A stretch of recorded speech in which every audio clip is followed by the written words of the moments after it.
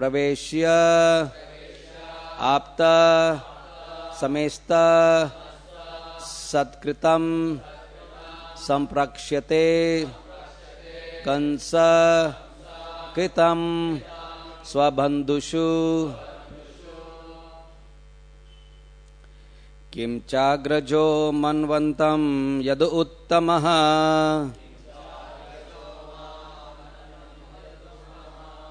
स्मयं परिष्वज्य गृहीतम् अंजलौ गृहं प्रवेश्याप्तो समस्त सत्कृतं संप्रक्ष्यते कंसकृतं स्वबन्धुषु किं चाग्रजो मन्वन्तं यदुत्तमः स्मयं प्रविश्यज्य गृहीतम् अंजलौ गृहं प्रवेश्याप्त समस्त सत्कृतं संप्राक्ष्यते कंसकृतं स्वबन्धुषु किं चाग्रजो मन्वन्तं यदुत्तमः स्मयन् प्रविश्यज्य गृहीतम् अंजलौ गृहं प्रवेश्याप्त समस्त सत्कृतं संप्राक्ष्यते कंसकृतं स्वबन्धुषु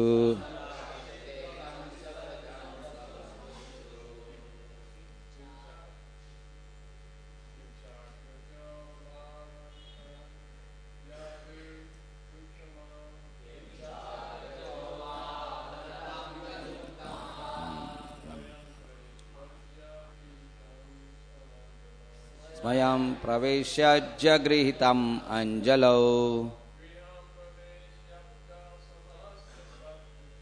गृहं समवेश्याप्त समस्त सत्कृतं सप्राक्ष्यते संसकृतं स्वबन्धुषु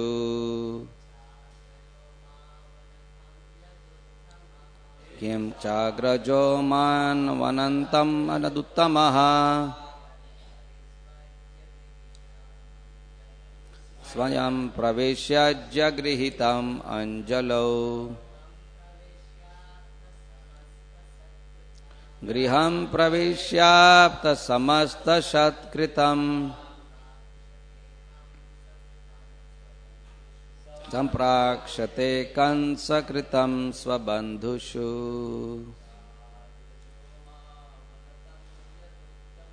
किं चाग्रजो मान्वन्तं यदुत्तमः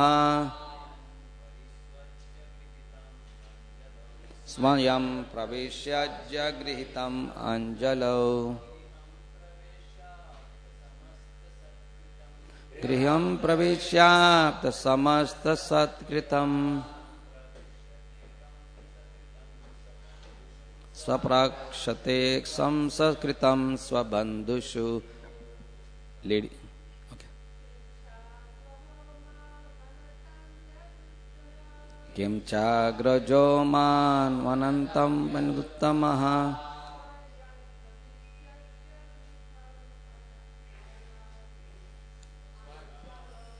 स्मयं प्रविश्यज्य गृहीतम् अंजलौ गृहं प्रविश्याप्त समस्त सत्कृतं संप्राक्ष्यते कंसकृतं स्वबन्धुषु किं च furthermore Agraja, his elder brother, Lord Balaram, Ma, me, Avanantam, who am standing with head bowed, Yaduttamaha, the most exalted of the Yadus,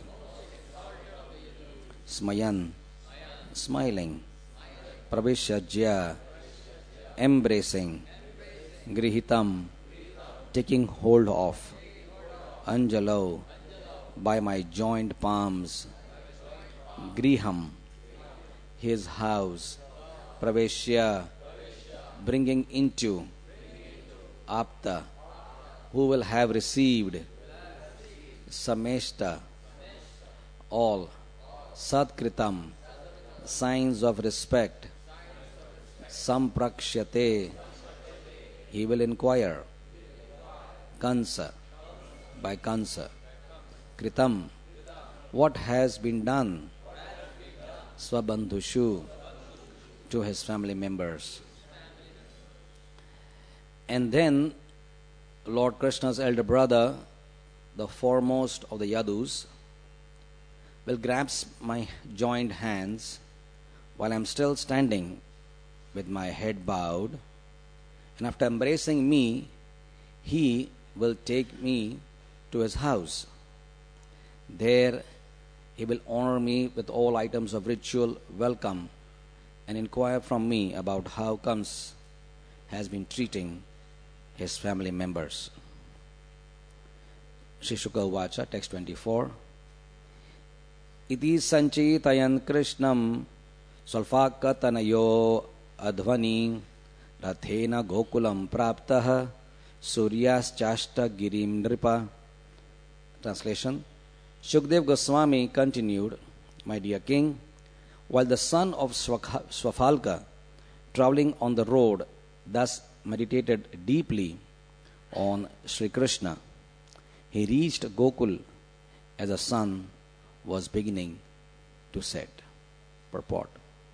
Srila Sridhar Swami comments that although Akrura did not even notice the road, being deeply absorbed in meditation on Lord Krishna, he still reached Gokul on his chariot.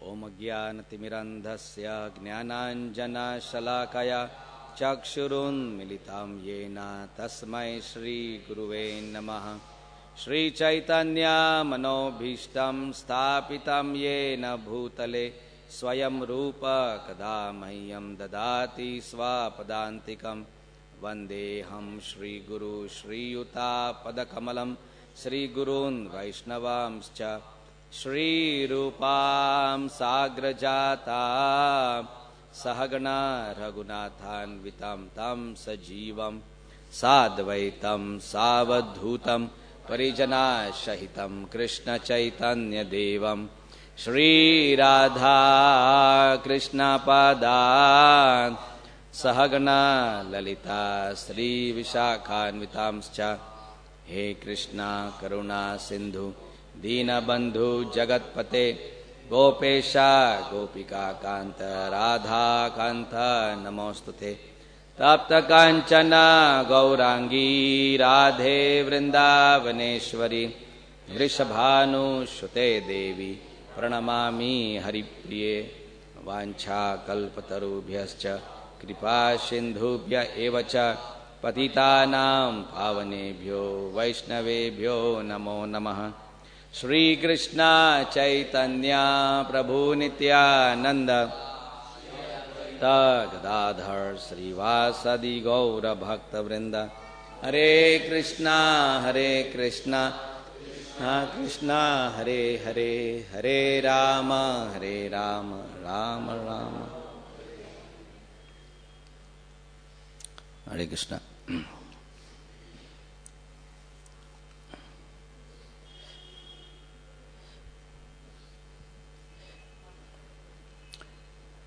We've been reading the revelations of Shukdev Goswami, being a Trikalagnya and a very, very exalted associate of the Supreme Lord Himself. He's been given the potency to understand not only events, but also he is able to read the heart and mind of another devotee, like Akrura.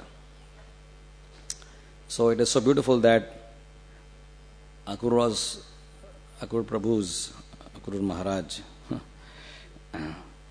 His heart is confidential. The heart of a devotee is very confidential. It is not something which is public. What a great soul thinks in different situations, different events throughout his life is most of the time not known to us. What Prabhupada spoke is known to us, but what he was thinking is not known to us. Of course, we may understand his attitude in doing those things, but we not know what his thought processes were exactly. Nonetheless, Bhagavatam is such a special scripture that it also drives our consciousness to understand the heart of a pure devotee.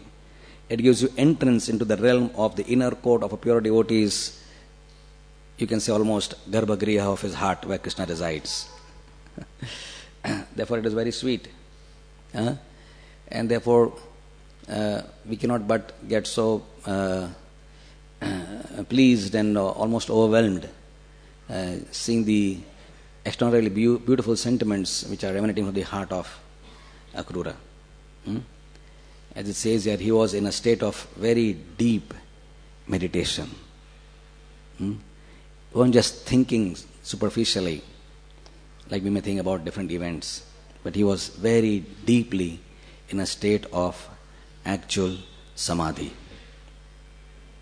He was in a state of samadhi. Why was he in a state of samadhi? Because as he says here, he was oblivious of the road, oblivious of the surroundings, oblivious of his own existence. He was only conscious of Krishna. That means he was only Krishna conscious. He was not his body conscious or environment conscious. He was not conscious of the journey. He was fully absorbed in pure, unalloyed devotion to Shyam Sundar Krishna, the Lord of Braja. And that is why his prayers are so very important. It is significant that of all the places the Lord Chaitanya Mahaprabhu chose to stay when he was in Braja. He could have stayed anywhere. The whole Braja was his to stay. He is Krishna ultimately. But he stayed at Akrura Ghat. He stayed at Akrura Ghat for much of the time that the Lord was there in Braja. That was his Nivasthan, and then from there he would walk up to Imlitala for chanting his rounds overlooking the Yamuna. So how glorious is that?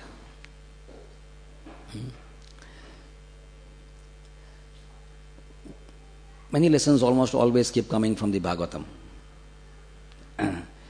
As Bhagavatam is an ocean of jewels, of beautiful events and realizations of the Acharyas,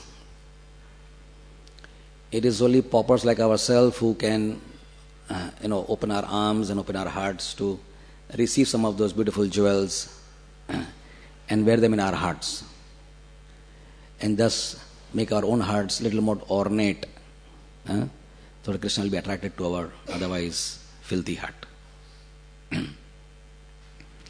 So we sometimes wonder that in every Bhagavatam class that we hear, or every class that we hear from great souls, from Radhanath Swami, it's just pouring out so many beautiful lessons every day. But what a paucity of receptivity that we scarcely able to practice those beautiful realizations which are shared. Nonetheless, hopefully we keep extracting. It's like a mine. Bhagavan is like a mine of realizations of the most beautiful type, Amala Puranam. And we hope to taste at least some of the sweetness of this great scripture. What strikes in these prayers is the attitude of Akrura, is it not? The attitude of his entering into the holy land, the holiest of all lands in the universe, Sri Brajadham.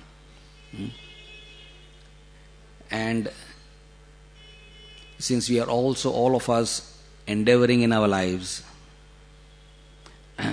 struggling with our senses, struggling with our turbulent, unrestricted, restless mind, what are we all trying to do ultimately? We also trying to ultimately enter into the Holy Land. That's what we also all want to do. We want to enter the Holy Land of Sri Brajadham. So we cannot but take serious heed of the mood of Akrura. Because that is the only way to enter Braj. We cannot barge into Braj. Spelling is the same. Barge and Braj, same word. B-A-R-G. Cannot barge into Braj. You have to crawl into Braj. Practically. We have to be on our knees and beg entry into this holy land. So, as they say, I think in management they say this, it is not your aptitude but your attitude which determines your altitude, right? They say that. So that's very true. So it is not only your aptitude, everything is not an aptitude.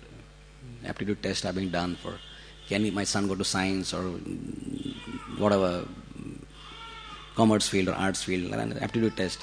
But they say ultimately it's not just an aptitude but your attitude which will determine where you're going to be your altitude. Where will you reach in your life? In fact, a person is known by his attitude. So as some of our devotees have shared in the past few talks about the very, very difficult situation which Akrura has been.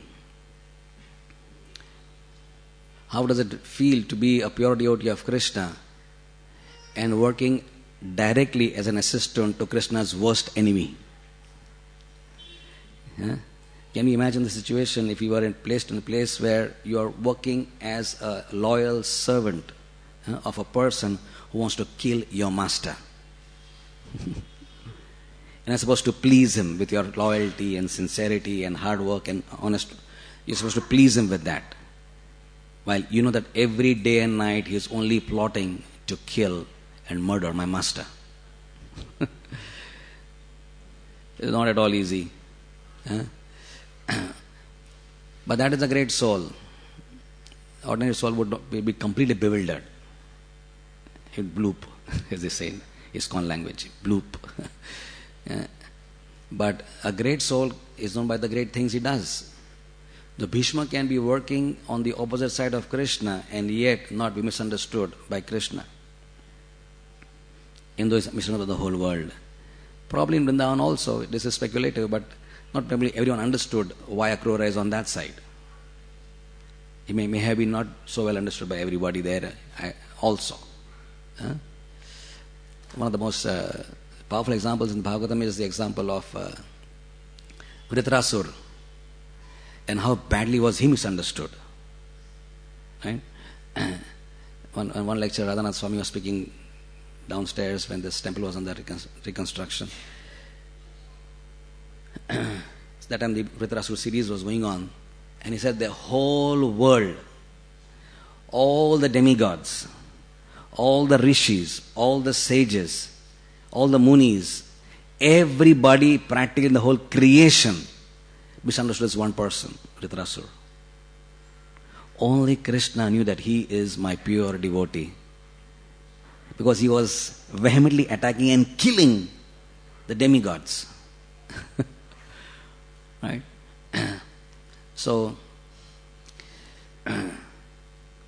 of course, we are not, we are living in a temple and living in our homes. We are not serving some awkward master. But what point comes to my mind is that the importance of having this faith that whatever I do, Krishna will understand. Even though we are in awkward position, right? Krishna, we know that ultimately this brings forth the important point of the nature of consciousness. Ultimately, Krishna consciousness is all about consciousness, is it not? It's a simple thing, but yet it's such a difficult thing. That Krishna consciousness is all about ultimately the state of our consciousness, right? And that is our deep faith. Because bhakti is not about actions. One can be performing even actions of devotion with a poor consciousness. Right? And therefore it may yield very poor results. And you can be acting in an inimical manner, killing demigods who are all devotees, and yet, in Krishna's eye, doing the perfect devotional service. So therefore, bhakti is very bewildering. It is as bewildering as Krishna, because it is not different from Krishna. If just as Krishna is misunderstood, bhakti can also be misunderstood, a pure devotee can be misunderstood, like that. But yet we know that Krishna is in the heart. And He always understands us rightly. The whole world will not, probably. Even devotee community will not. But Krishna always will never mistake what we are doing, because He is going by the consciousness. So, in Akrura's example, what I see, what we all can see is the consciousness or the attitude of anticipatory eagerness. And that is a very beautiful attitude to have.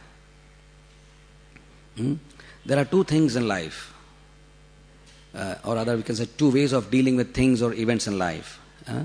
One is to deal with situations based on expectation. Another is anticipatory eagerness. Now we will explain what these two things mean. They're a little different. Generally speaking, we go through events, or we enter into events with a sense of expectation. Now that's not the greatest attitude to have. Because expectations are based on selfish desire. What is in store for this, in this, for me? That's called as expectation. Like people enter into a marriage, commonest thing, or into a college, or enter into a company, a new job, right? Or new enterprise. Let's take marriage for example. They enter with a sense of always, every girl, every boy dreams about a happy marriage, a blissful marriage, a very harmonious marriage, a life of joy. But every marriage, I mean, if you are knowing that marriage is going to be horrible, nobody would marry.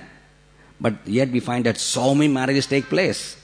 Halls are booked 6 months in advance, 10 months in advance, 1 year in advance, because parents have to plan, oh, my child is getting married, let me book that marriage hall now, because if I start looking for halls at 3 months, then everything will be booked, and I'll not get the proper place to marry. There will be 1,000 expected guests and all that, right? But then we find that most marriages in Kali Yuga don't go right, is it not? And divorce is just peak of the iceberg. Then when you have 2/3 of marriages in America ending in a divorce, right? In the first 3 years, that's a tip of the iceberg, right? Because it is actually a breakage of the relationship. But imagine the people who are not breaking up and still are somehow hanging on to the relationship. Even though it's so tough, it's so difficult, it's about to break, but they're still holding on because they think that's the best thing to do. Just keep on going. So many unhappy marriages. Well, there could be a complete psychological analysis and cultural analysis of why that happens, and that's a huge different field of thought processes.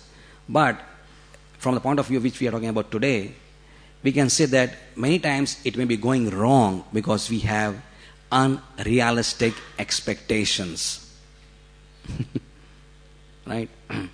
In any relationship, when you have unrealistic expectations, you're almost always likely to get frustrated. Right? Parent, child, brother, sister, see this all the time. Unrealistic expectations. Oh, my husband, like Maharaj sometimes says in lectures, that every husband wants his wife to be Sita. And vice versa. Then then you have to pay the price. If you want a Sita, then you have to be Rama also. You cannot be Ravana.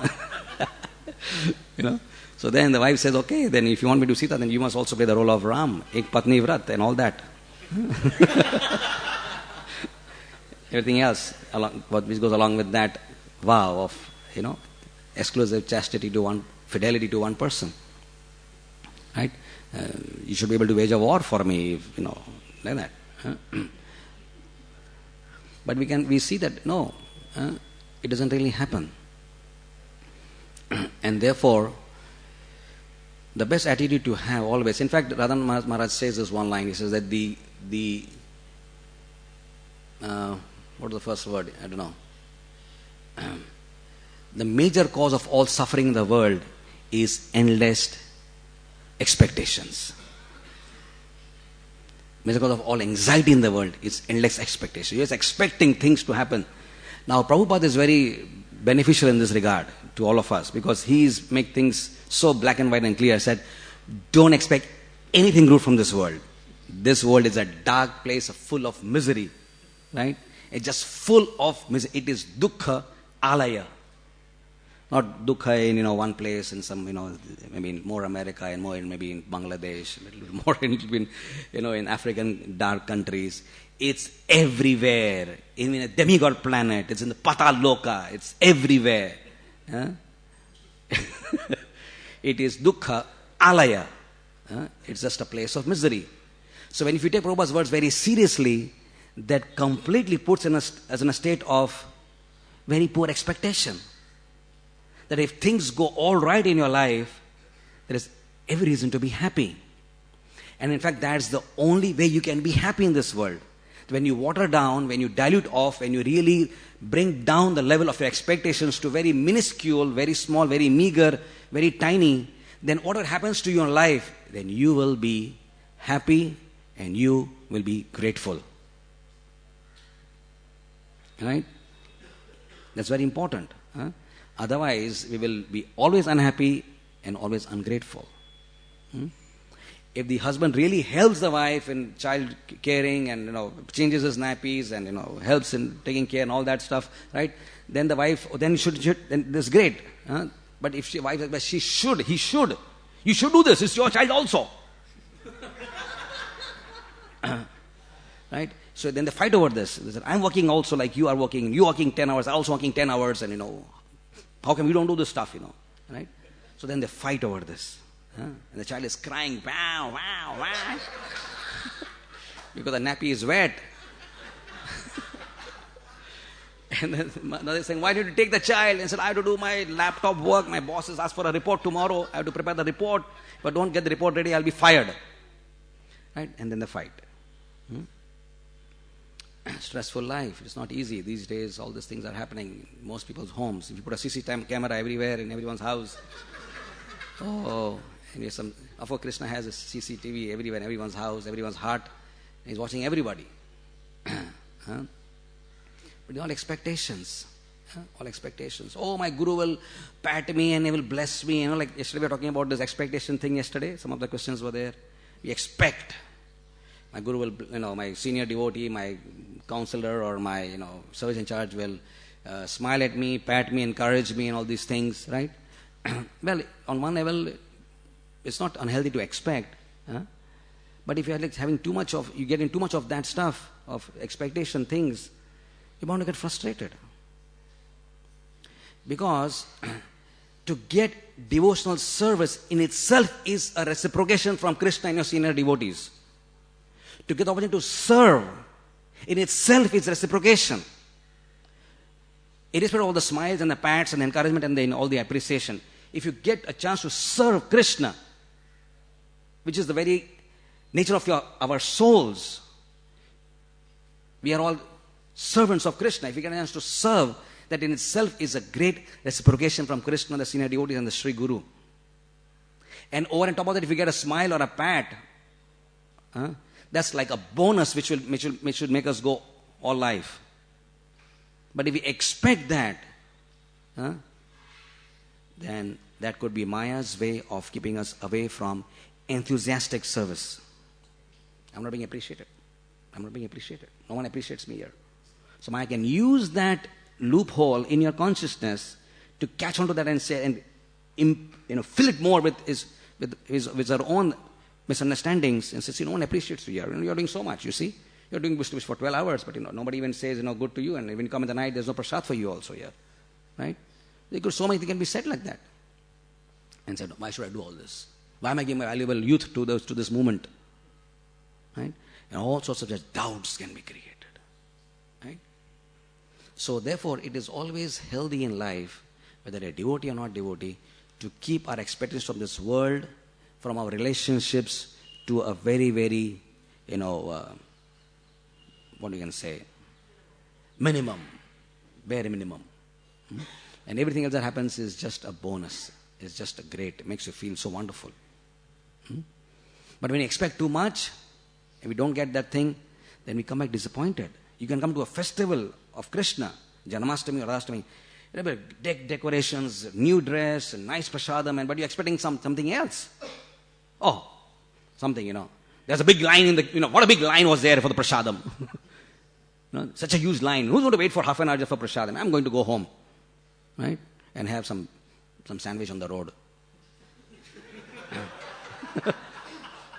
So you go through a great festival of Radhashtami, the premier deity of your life, Mother Radha, who's a Ishta Dev.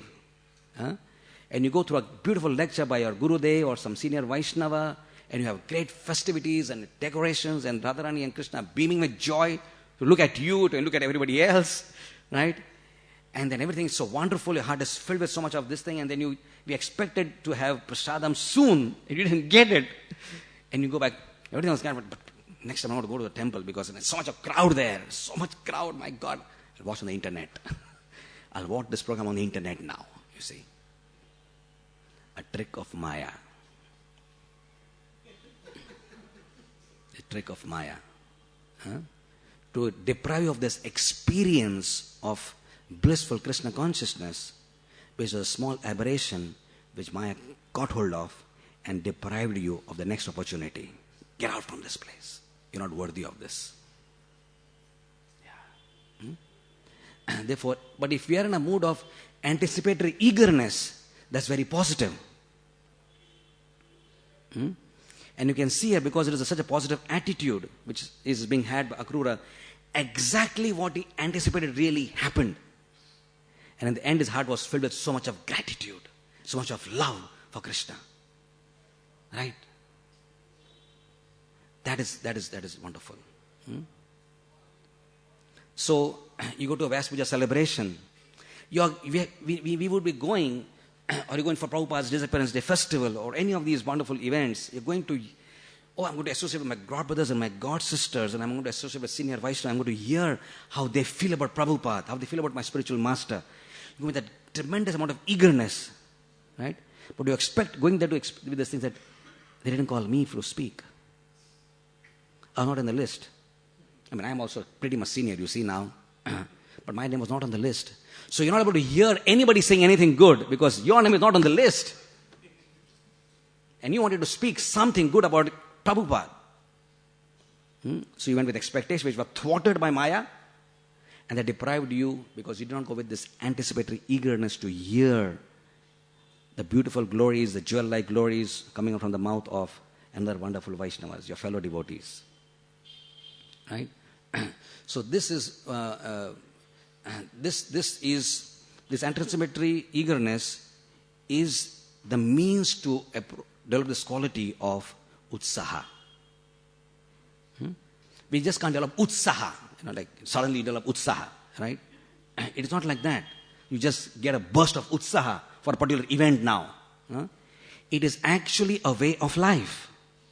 It is not circumstantial type of attitude that because something is going to happen today, my birthday or something, so I'm like enthusiastic about it. That could be. But it's just the way you conduct your life moment to moment to moment. And as life unfolds in front of your eyes, if we are in a state of anticipatory eagerness, then we are able to receive Krishna's mercy as it is coming. And if things are not going the way we want, yet we are not absolutely dejected and depressed.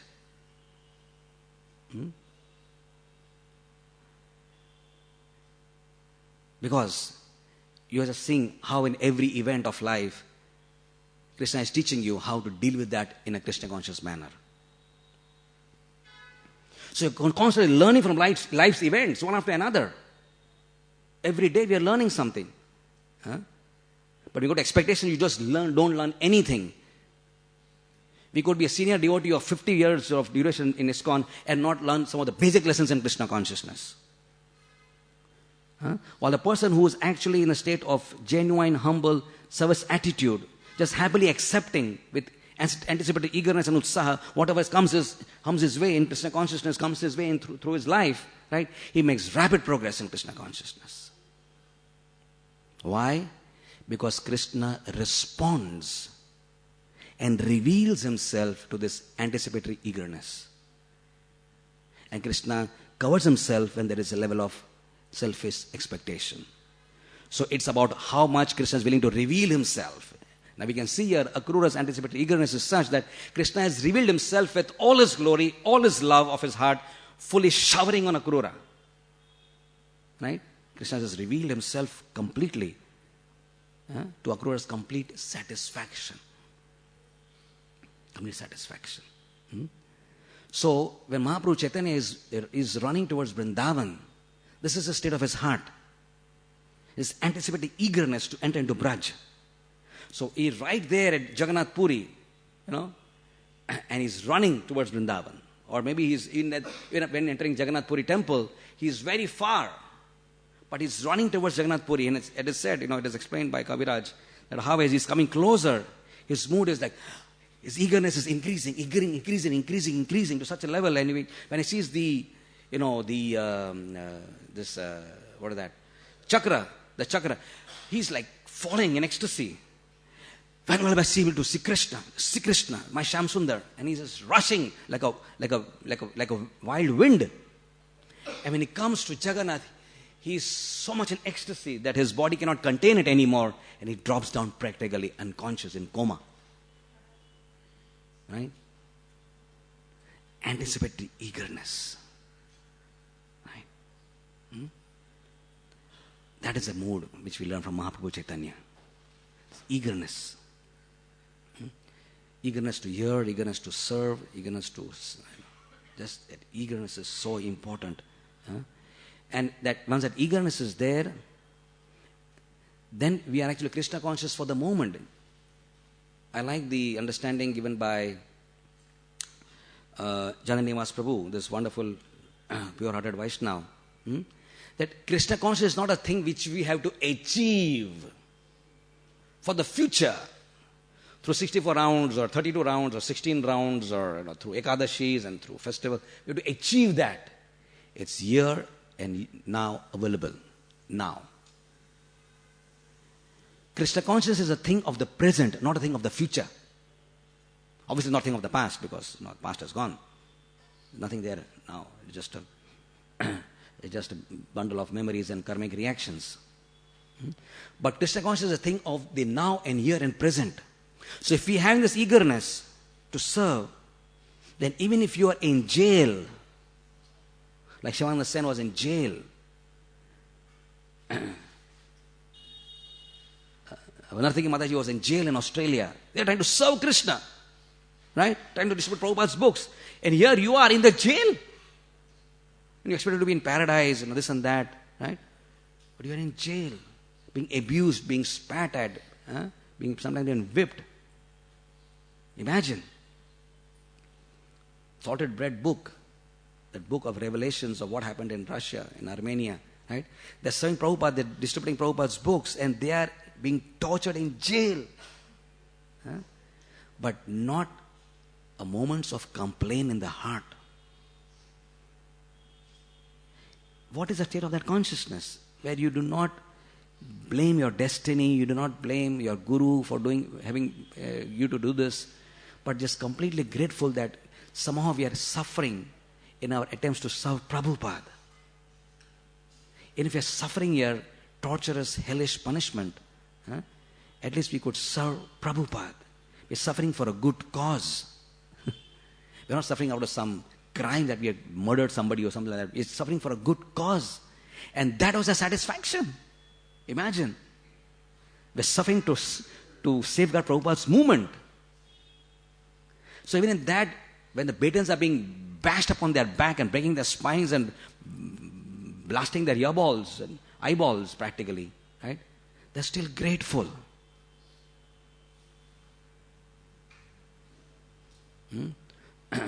So that's the way, the attitude which we will cultivate will determine how fast we will grow towards Krishna consciousness. And when Krishna sees this genuine attitude to serve, then he reveals himself in full glory. Is it appropriate to talk about Gaur Maharaj today, because today is his disappearance day in 1996, January, I think 19th or something. He left on today's day, Saraswati Thakur's appearance day. Because his eagerness to serve was there. Gopal Jiu deity came in the dream of his uncle. Uncle's name was Ghanasham Giri, who of course later became his disciple, Maharaj's disciple. 10 years elder to him in age. But from 1726 or something like that, so many years ago, this Giri Sampradaya practically, this dynasty of devotees, has been serving for last 4 centuries this beautiful deity of Gopal Jiu in a place called Gadai Giri, Orissa, right? And then all the lineage is given, and then ultimately this wonderful Vaishnava, uncle of Gaur Swami Maharaj, Ghanshyam Giri, he's serving for so many years, from 1964 to 1992. 28 years he was serving the deities. We're getting old, and there was so much facility in the villages, and not so many people to help. So then the Lord came in the dream and told, why don't you give me over to Gaur Govind Swami?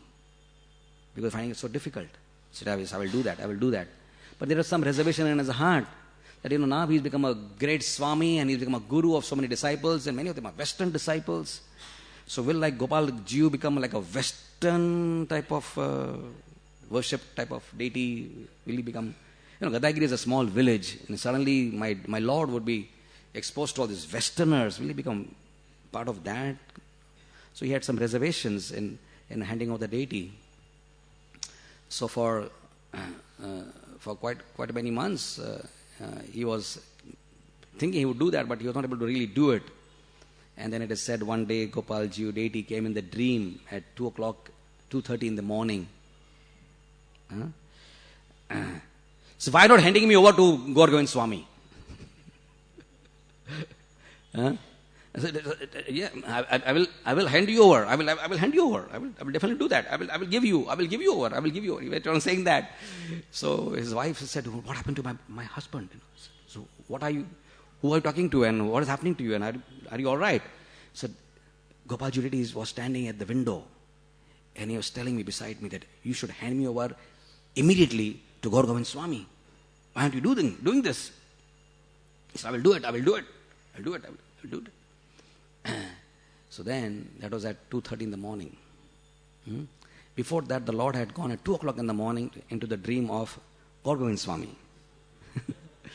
He was writing Prabhupada's books in Orissa, language translation with Bhagavatam, and just dozed off. I said, you should worship me. And I'm going to go right now to Ghanshyam Giri. I'm going to tell him, after I meet with you, to hand him over to you. It's a very personal relationship. The beauty of Krishna consciousness is that you have a personal relationship with the Supreme Person. That Supreme Person happens to be the personality of Godhead. In Braja, they don't think like that. But still, for all of us, we as a person can have a personal relationship with the Supreme Person. Who's Krishna? Right? So Gopalji was talking to the deity like that.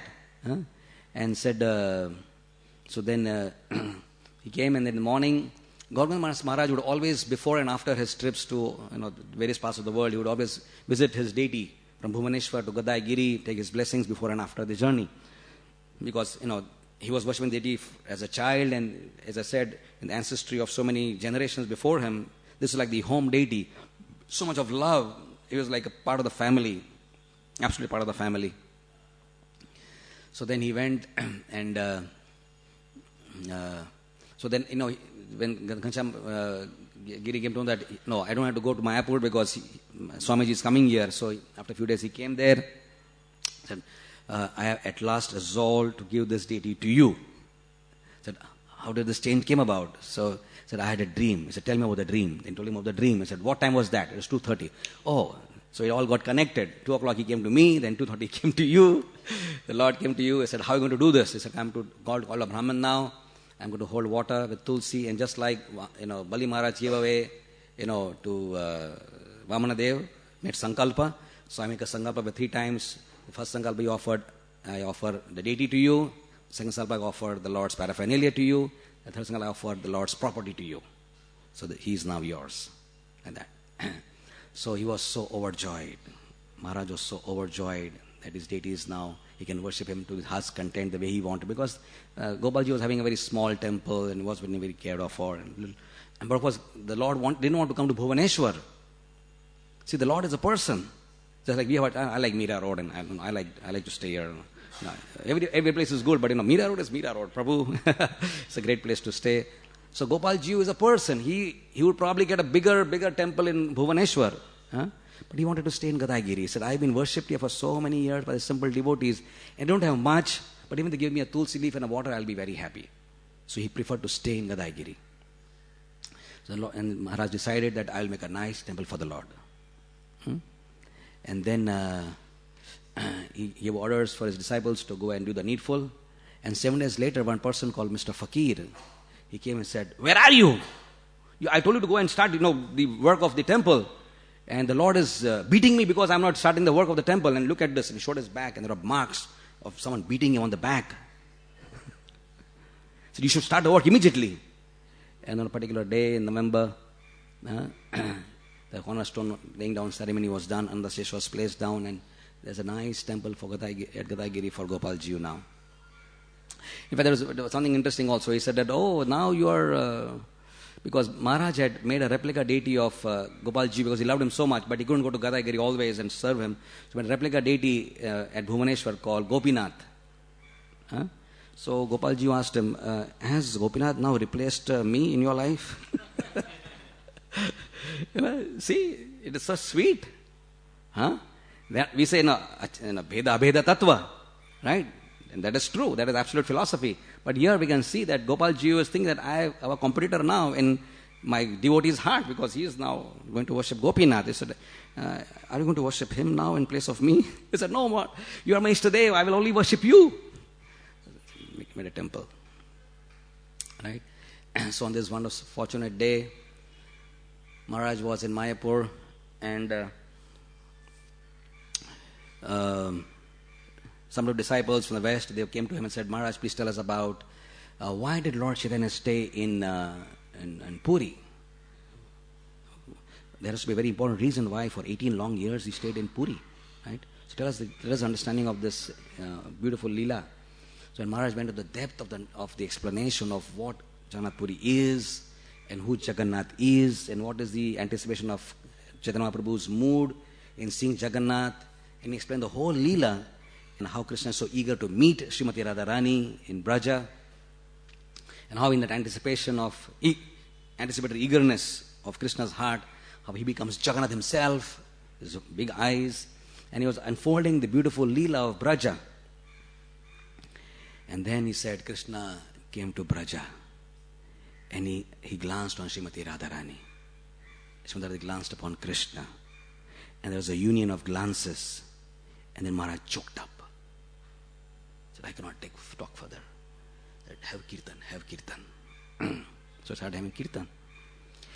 And he just fell back from his seat and began to breathe air with difficulty and became unconscious. And this is with this mood of the supreme Leela being spoken and being practically enacted in his own heart.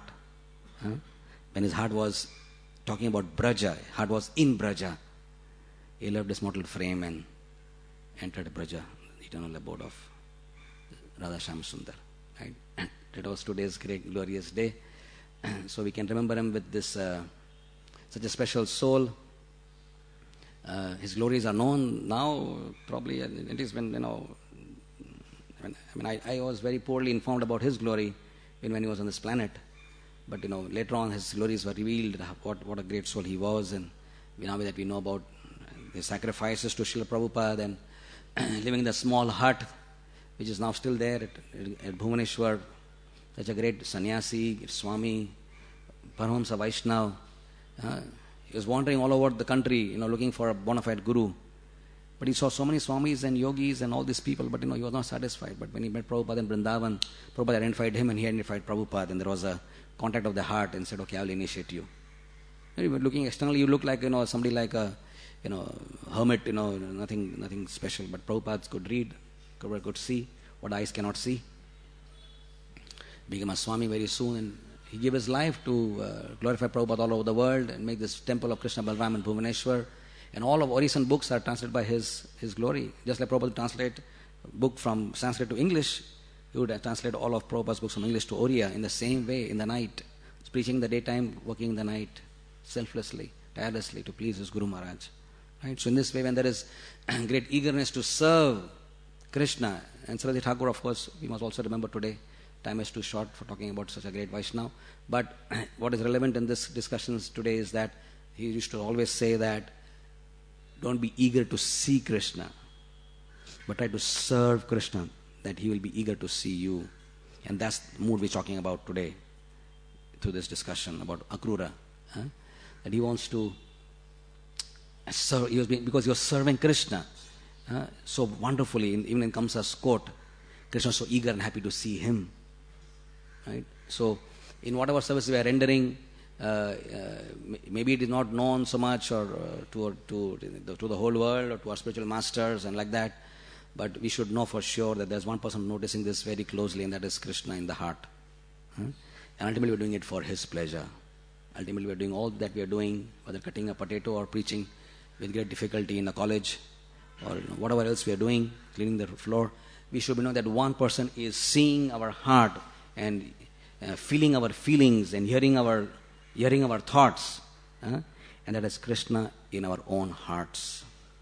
And ultimately we are responsible to him. And if he recognizes right, if he takes proper cognizance of what we are doing in the right attitude, he is blessing us unlimitedly from within the heart.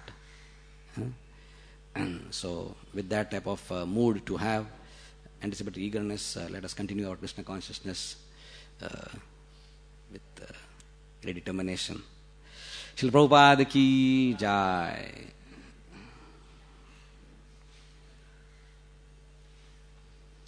We request all the devotees to join us for celebrations of the most auspicious appearance day of Srila Bhaktivedanta Swami Thakur Prabhupada, starting with bhajans at 11:15 a.m., followed by Pushpanjali at 12:20 and Arti at 12:30 p.m. and Prasadam for all at 1 p.m. Srila Bhaktivedanta Thakur Srila Prabhupada appearance day ki jai. Gaur Govind Swami Maharaj's appearance day ki jai. Gaur Premanandi.